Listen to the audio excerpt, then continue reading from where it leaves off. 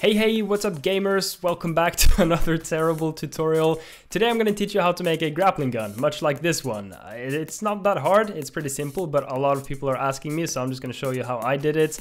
And yeah, this grappling gun is based around physics and rigid bodies, so if you're using the character controller, this is not going to work unless you disable the character controller and then add a rigid body, I guess, when you're grappling, but I'm not going to get into that in this tutorial. So if you want to follow along, you want to use a physics-based movement, or just use the one that I created in my previous tutorial to follow along. Okay, that being said, let's get into this. First, you want to go to your player container, go into the camera and the main camera, and then create an empty game object and call it gun position.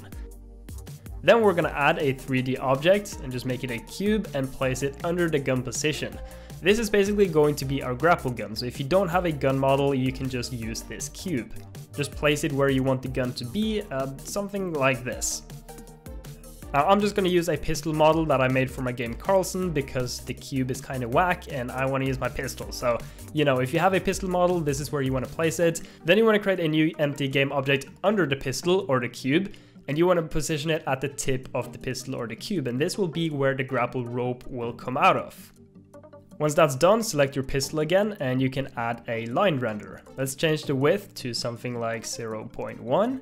And let's just make the color something like black, but you can choose whatever you want to. This is totally customizable. Then we're gonna add a new component and call it grappling gun. So this will be our grappling script.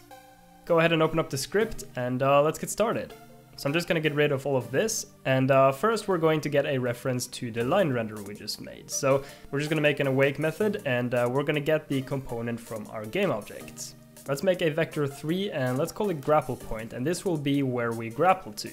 We're also going to make a public layer mask, which is going to tell us what we can grapple onto. Then we're going to go back into Unity and we can now see our layer mask grappleable, and we're just going to select ground. So every object we want to be able to grapple to, we're just going to select them and then put them on the ground layer. If you don't have the ground layer or whatever you want to call the layer, just add a layer and call it whatever you want to, and then you can slap it onto the layer mask. So we're going to go back into our code editor and make the update method. In here, we just want to check if the player presses the left mouse button, and if he does, then we want to start the grapple, which is a method we haven't made yet, but we're going to make it very soon. We're also going to say if the player presses the mouse button up, so if you let go, then we're going to stop the grapple, which is also a method we're going to make right now. So make your void start grapple, which will be when we start the grapple, and also your void stop grapple, which will be when we stop the grapple. Pretty basic stuff. In our start grapple, we're going to make a raycast hit and just call it hit, and then we're going to check if we are raycasting onto something we can grapple to. So before we do that though, we're going to have to make a public transform gun tip, which is the tip of our gun, and we're also going to need a camera because we're shooting the raycast out of the camera. So go back into Unity and select your new pistol, and then we're going to go to our game object which we made earlier, and that is the gun tip, so we're just going to name it gun tip. And then go to your new pistol again, you're going to drag in the gun tip transform to the gun tip, and you're going to take the camera, the main camera, and drag that into the camera transform. Once you've done that, we can go back into our code editor and we can do the actual raycast. Now this will just shoot out a ray from our camera and then hit whatever we have told it to be able to hit, which is the layers in what is grappleable. We're also going to put the result into our hit variable, and then we're going to make a max distance, which will be how far away we can grapple to. I'm just going to set it to something like 100 units. Once you're done with that, we can come back down into our start grapple and we can set the grapple point to hit.point, which is where the raycast hit. We're also going to need a player variable in the transforms. And let's also make a private spring joint joint. Then we're going to set the joints to player.gameObject.addComponent spring joint. This will basically just add a spring joint to our player, which is a spring joint, I guess. So let's change the joint up a bit. First off, we're going to set the auto configure anchor to false. Then we're going to set the connected anchor to grapple points. And now let's find a distance to the grapple points. We're going to use vector3.distance from the player to the grapple points. And then we can change the max distance on the joint to distance from point times something like 0.8. and the minimum distance to something like distance from points times 0.25 or something like that. This is totally configurable by yourself. You can do whatever you want to here. You really just want to mess with these variables until you find something that works for your game. Next up are probably the most important values. Now these are the values that I use for Carlson, but you can totally change these to whatever you want to. So if you choose a higher spring, there will be more pull and more push, less dampen will do this and that. So just mess with these values and find something that you like and that kind of suits the gameplay that you want. You don't really have to copy my values. Anyway, we're going to go back into Unity and we're going to drag the player onto the transform on our script. And just like that, we can now try it out. And as you can see, the grappling is working, but actually I take that back. You literally cannot see it. So we're going to go back into our code editor and we're going to make a void draw rope function, which will basically draw our rope. So we're going to do lr.setPosition 0, and the first position is going to be the gun tip.position. And the second position is going to be the grapple point. So we will now draw a rope from the gun tip to the position of the grapple point. We're also going to call draw rope in our update function. And if we hit play, we can see it sort of works, but things are a bit weird and it's lagging behind the gun. Now the reason this is happening is because we're calling draw rope in our update function, and this is kind of wonky because we want to draw the rope after everything has been updated. So we're going to use late update instead, and we're going to move our draw rope into late update from updates.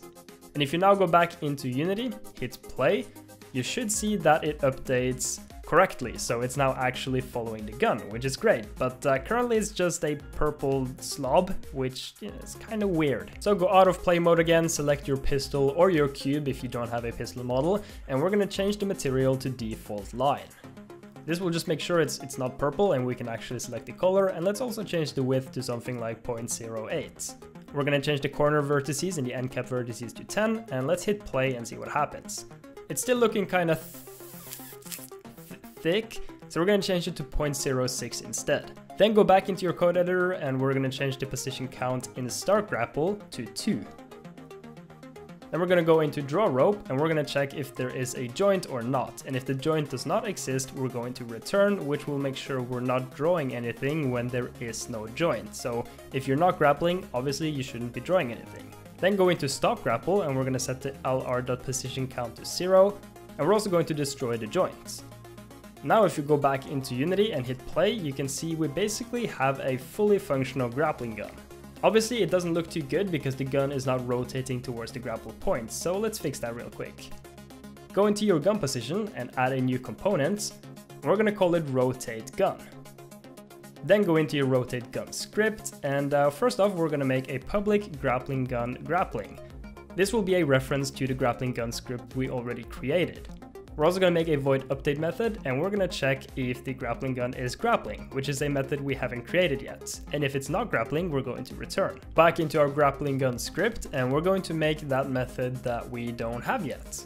So make a public bool is grappling, which is basically going to check if the joint exists or not. Then we're going to make our public vector3 get grappling point, which will basically return our grappling point. Now this is not the best way of coding this, but I used to code a lot in Java, so don't bully me, okay?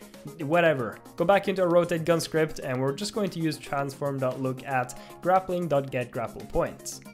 You can come back into Unity, make sure you select gun position and drag the pistol or your cube into the grappling position so you can actually reference the script. And now it's so I kind of messed up because I changed the position of the pistol. So select your pistol or your cube and just reset the position to 0. You don't have to reset the rotation, only the position. Then select gun position game object and move that one instead of the actual gun.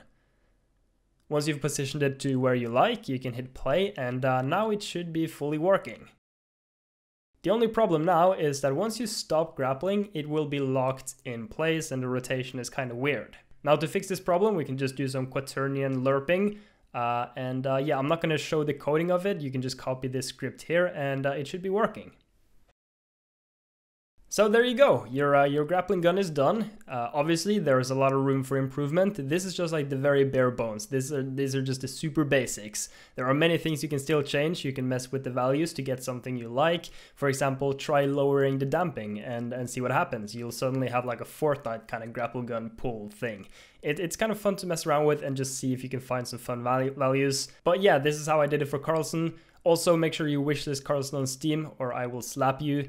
And yeah, thanks for watching my tutorial. I hope you liked it. And yeah, my next one, I'm probably gonna do wall running.